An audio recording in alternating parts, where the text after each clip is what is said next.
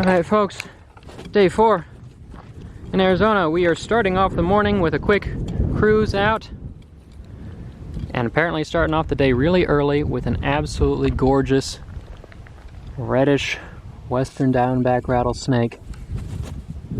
Hoping you can hear me over the wind. Look at you, dude. It's still cool this morning, so he's out cruising, getting some sun in before the day heats up. Hoping nobody else comes up this road anytime soon so I can get some good photos of him. But it's nice to see.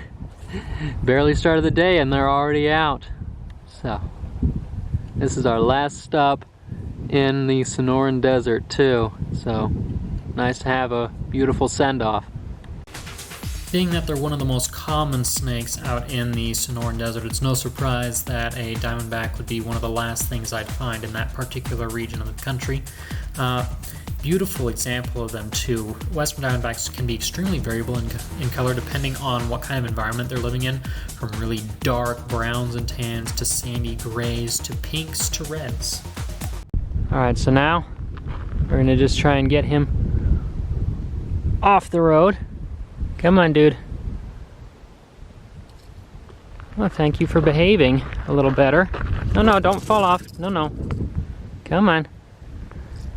No, you don't want to go that way. Whoops. Sorry, I didn't mean to knock you over. You want to get off the road, yeah. Keep going. Keep going. Up and off the road.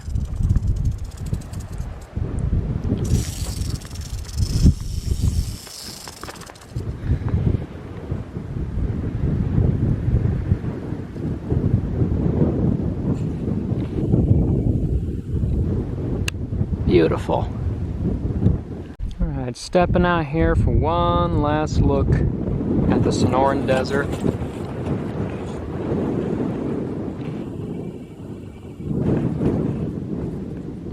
Beautiful ocotillos in bloom and the saguaros. A little low for organ pipes here. They like the higher mountains. Like over there. They really enjoy the slopes, it seems. The saguaros are better. A little bit lower on the washes, although they'll live all the way up there too. There is one organ pipe sitting right there. An incredible landscape formed by receiving both winter rains coming in from the Pacific and the Sea of Cortez, as well as the summer monsoons that build up from the ocean as well, that come through here. One of the most diverse deserts, the wettest desert also in the world, because the Chihuahuan Desert to the east receives only summer moisture and is dry all winter.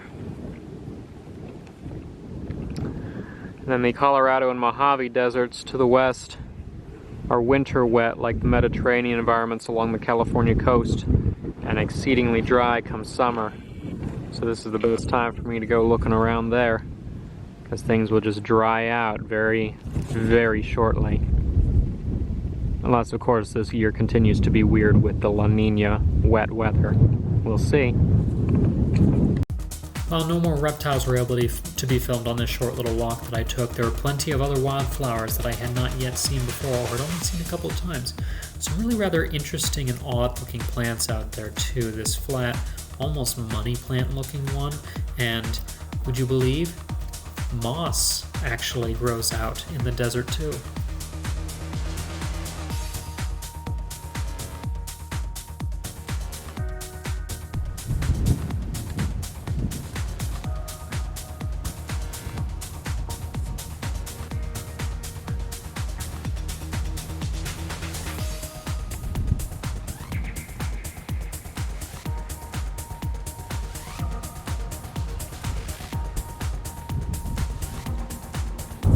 As we leave Organ Pipe area, we pass through the Barium Goldwater military range, controlled by Luke Air Force Base. And as we watch out here, They vanished now, of course, but you can often see the various jets that they train in doing their rounds out here. And I have a few qualms about the fact that they bomb some of these sensitive ranges as part of their military training, but this whole area is used as aerial flight maneuver training areas. Part of the reason why you need permits to access a lot of this land. In fact, if you look way out in the distance there, you can see a gigantic dust cloud that they're kicking up. And that's from them doing a strafing run way out there. You can see the planes passing right over. So they're actually in active training right now.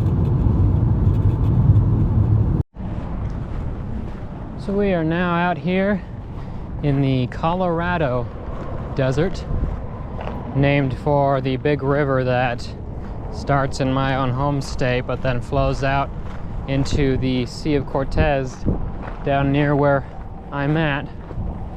Now they're 40-something miles southwest of here, but still. There is, to my surprise, a couple of saguaros that are still holding on out here. Wasn't aware they actually moved this far west, but they don't look as nice as the ones further east because it's a whole lot drier out here. There's a little lizard on the rock. First find in this area. Oops. It's the same kind that was down at Quito Paquito. I'm not sure what he is.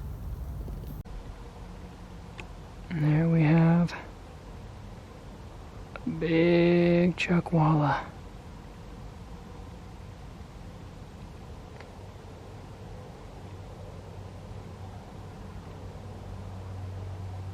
One of the largest lizards in the US, native at least. Also just about impossible to get a hold of since they can climb up a rock wall as fast as a sprinter might be able to cross flat ground.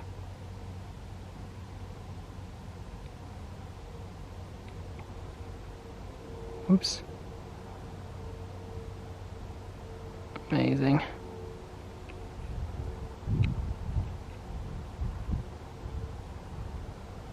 Big chunky guy.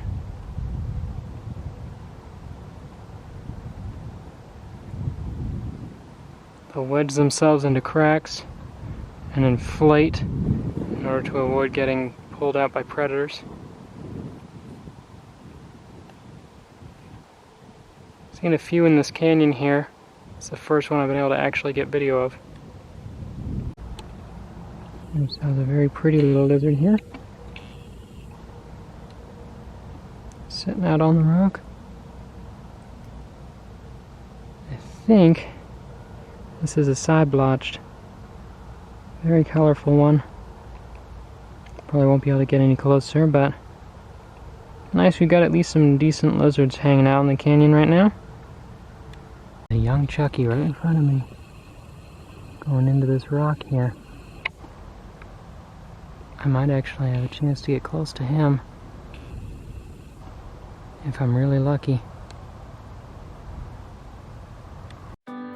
Well, in a way I was lucky because I got close enough to touch his tail, but as soon as I tried to lift up the rock to get a hold of him for a better look, he was gone like a shot. So we'll include some photos of him and the big guy that was up on the slope here just to kind of show these guys. They are completely herbivorous animals. They eat the sparse vegetation up there, and yet somehow on that diet they still become massive chunky lizards. So out here in the desert flats, especially during the day, I'm not expecting to see a lot of snakes out moving, but if I can find tracks, these are probably from lizards. If I can find tracks of things like the sidewinders, I can actually follow them to find where they might be hiding under the bushes and such. So we'll take a little time out here and see what we can find.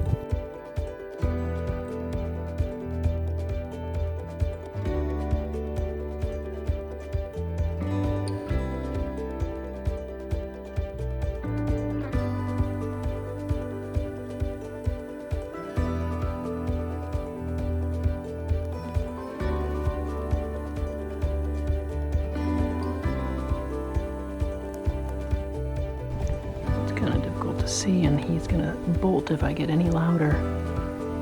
That's the tail of a desert iguana. Dipsosaurus dorsalis. He's running around out in the woods, or in the bushes here, on the sand flats. Keeps hiding right behind the bush here, so I can't actually get a good view of him. Trying so hard to get in view, but that may be all we get to see of him.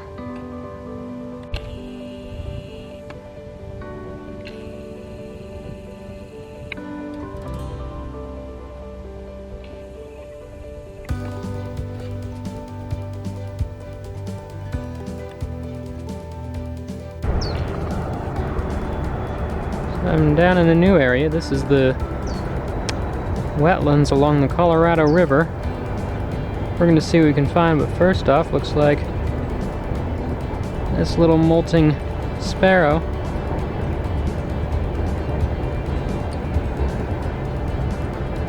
There's a lot of interesting birds in this area, actually, and also some strange people doing who knows what out here. Back home, I can drive a couple of hours and visit the headwaters of the Colorado River. This is its meandering end. If we didn't suck massive amounts out of it, it'd be even bigger than this, but I'm thinking the heavy rains this year might be why it's even this full right now.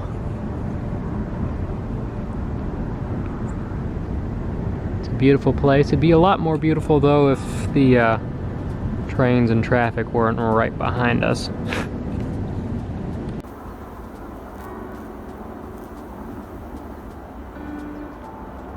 La Verde's in bloom and attracting all the big bumblebees.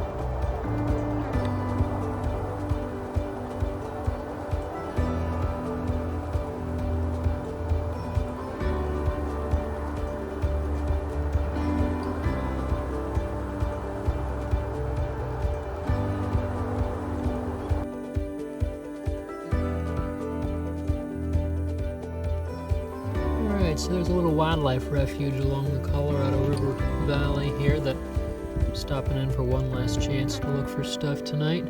It's been a little slow for snakes, but as we can see here, quite rich in new species today still. This gorgeous prickly pear is in bloom. This I don't think is a species that we find back home. There's a lot of prickly pears across the country. It's a beautiful pink flower.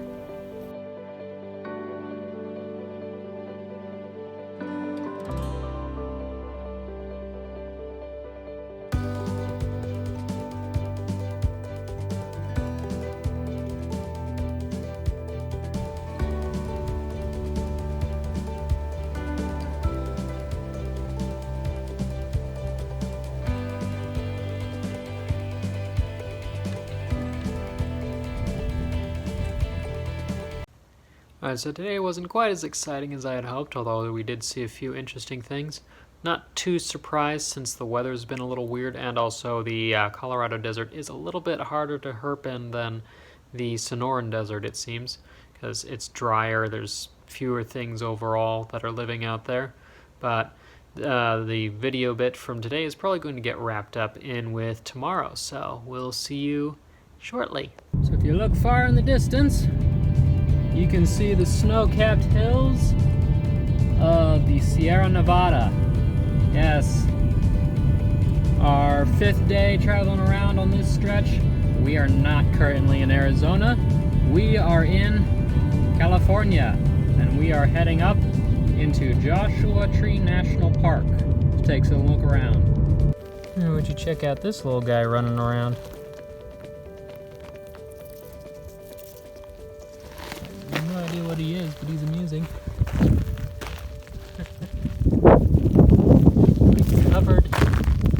He's either covered in pollen or he's actually mottled in yellow and black. And he's a-moving.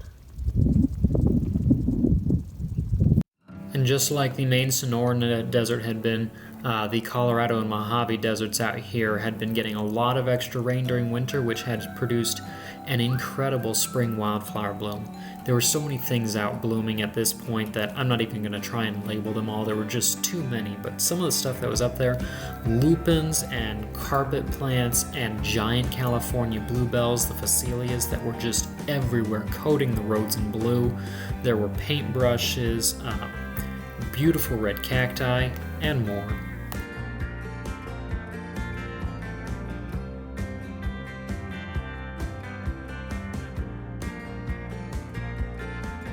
So out here we've been driving through the Colorado Desert, the hottest and driest part of North America, not counting Death Valley, of course. And out here we can see a large spreading valley within Joshua Tree National Park. This is the northern limit of the Colorado Desert. There's a different species of yucca that lives out here, a little bit shorter than what this park is named after. But as we head up the hills over there and crest the ridge, we will transition into the slightly wetter Mojave Desert, where the Joshua trees live, as well as several other unique species that hopefully we might get a chance to see. There have been a lot of flowers out here in the mountains, not so much on this salt plain, but certainly up in the mountains. There's a handful still scattered here and there. But I'm curious to see what kind of plant life shows up once we crest the hills. Out here, there is no parking space in the parking lot, but this is the Cholla Garden as we come up out of the Pinto Valley. So, one little spot where all the teddy bear Chollas are doing really, really ridiculously well, along with a couple other Cholla species. Because there's just a little bit more moisture right here, so they're happy. And then we transition out, coming up out of the valley, and we will soon enter Mojave Desert, pure vegetation soon, as we're approaching the top of the ridge up here. Alright, so our first real stop off up here is right at the edge of the transition point. See, these are some of the first Joshua trees out here. Some of them are just about to go into bloom like this one is, but it is a surprisingly chilly day up here right now. It is high desert. We're at like 3,500, maybe 4,000 feet elevation, and it's only 62 degrees right now out here. So with the wind, that feels kind of chilly, but it might just be enough to have snakes out basking on the rocks, because the rocks will certainly be warm enough at probably 70 to 80 degrees. I've seen a couple of lizards running around, so if they're warm enough, the snakes should be too. Just check out this area.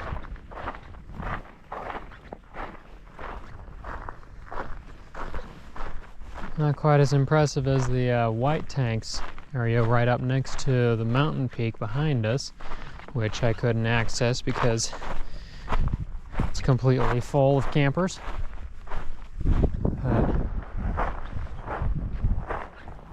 Wildflowers all over the place. Big rock formations that I'm hoping might hide a couple of things. I don't even know what these are. They look like a gentian of some sort, but they are absolutely gorgeous, and they are everywhere. So let's poke around and see what's out here. caves. Fascinating.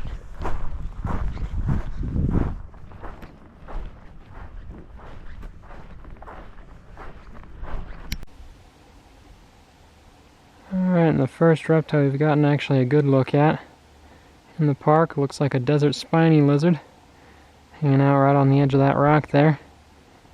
He's about 20 feet from me. If I get any closer, he's going to dive right back into the rocks. Scolopus species are found all across the U.S. and they especially like rocky and sagebrushy habitats. They're one of the primary food sources for a lot of the snakes out here, as well as every other predator. Whoop, there he goes.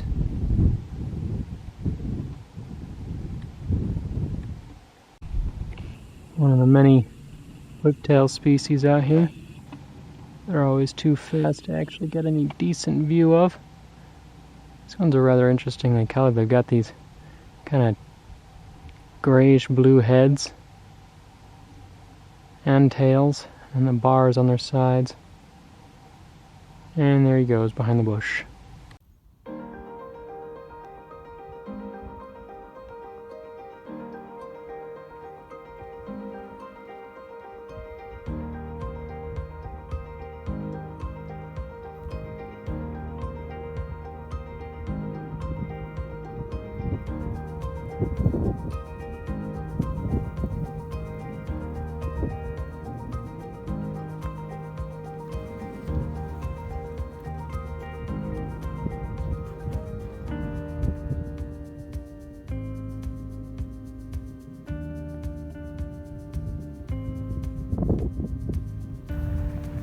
So just in case it's not obvious by looking at the individual branch tips and what they look like, Joshua trees are in fact not a tree, but a species of yucca. Most common out here, the western, is Yucca brevifolia. There's another species now recognized that lives further east, partly in Arizona. These guys can live for hundreds of years at a time. And like all yucca species, those flowers, which we are apparently just a touch early for, are pollinated by a unique species of moth that likely lives on this particular plant and nowhere else. Because every yucca has its own species of yucca moth that pollinates its flowers and grows its caterpillars within the seed pods. These guys are only found in the Mojave Desert. You go just over the ridge in the park here into the Colorado and they disappear because it's just a little too dry for them. Other yuccas can live there, but these guys cannot. They need a little more moisture. And most of it comes in winter. Now the yuccas are actually fairly widespread in other parts of California and also Nevada and Arizona, but this particular species isn't really found in concentrations like it is in this park anywhere else. There is another valley in Arizona, which I have a short video that will probably be exclusive to patrons, showing the other subspecies that's almost as impressive in Arizona, but this particular species, this is one of the best places to see them, hands down.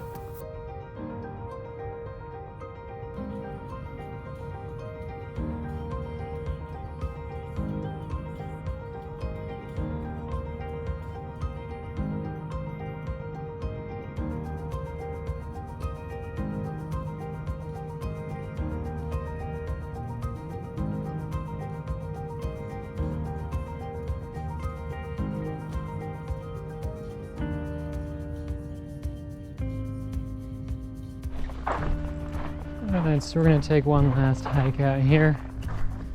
I'm in the central north part of the park right now, right in the heart of the Joshua Tree Range. Quite an interesting species, I must say, and you know, considering they clearly develop like a woody, bark-like base, maybe they really are classifiable as true trees.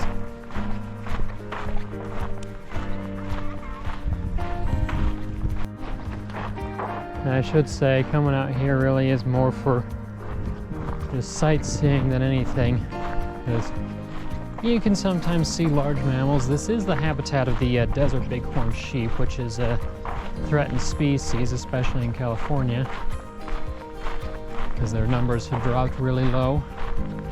But if you're looking for smaller things like snakes, national parks definitely aren't the place to do it, because there's just too many people around and the snakes don't hang out. Lizards hang out,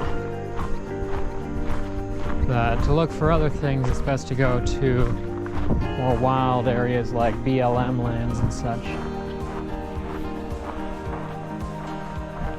Can't deny, this is a very strange and beautiful landscape out here.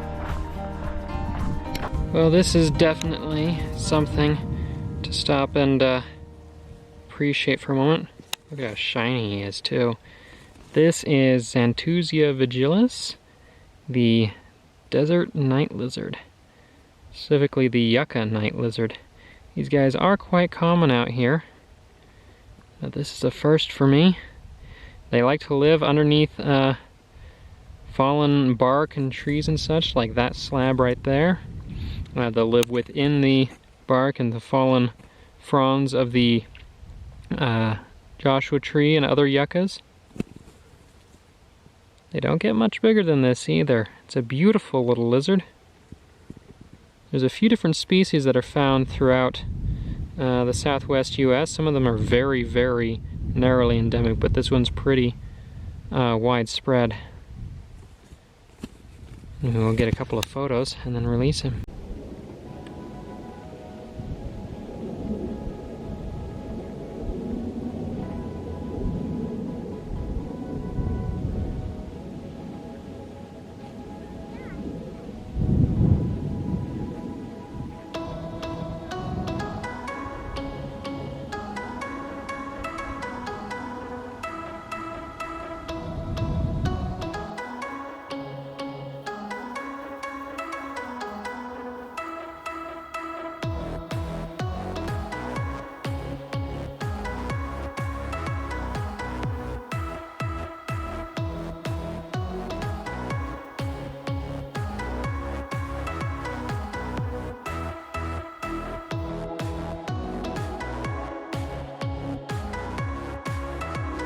Well, it's not a reptile, but that is one of the coolest harvestmen that I have ever seen. He's purple with white spotted legs. There's another one on the rock down below us here too. Just cruising along. Got a couple extended feeler legs that I haven't seen before either. That's cool.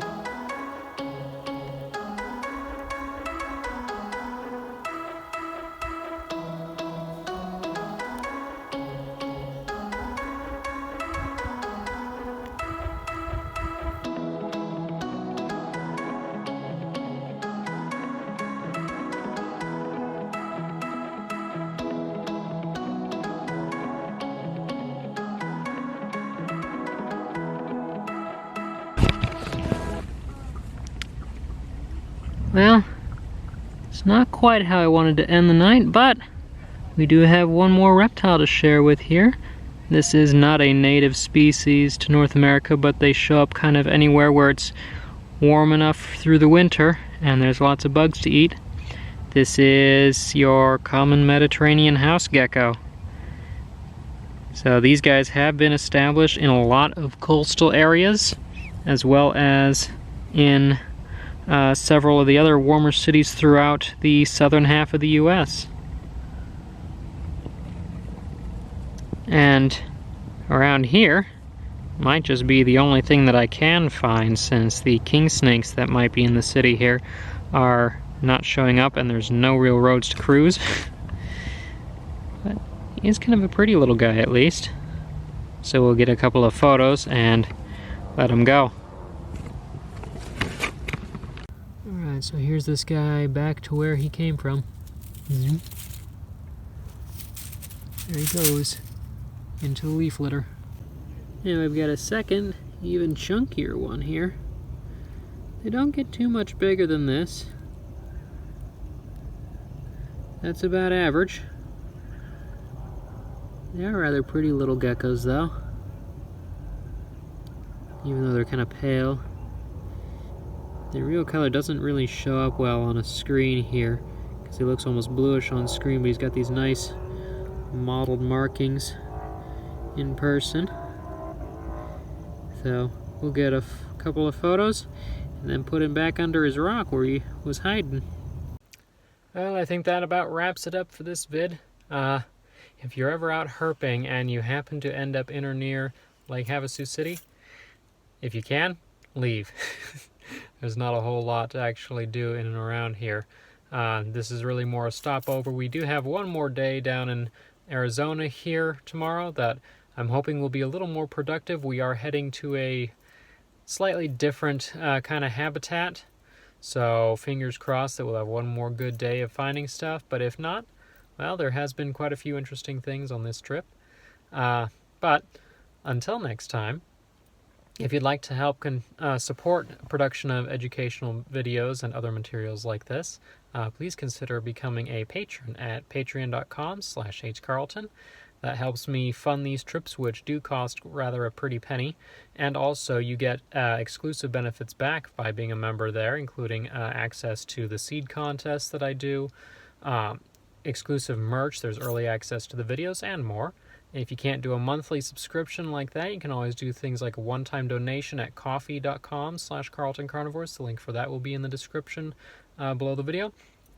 Or buy things at my shop at CarltonCarnivores.com, where I have plants, sometimes baby reptiles available for sale. You can also access the database and blog there for more information.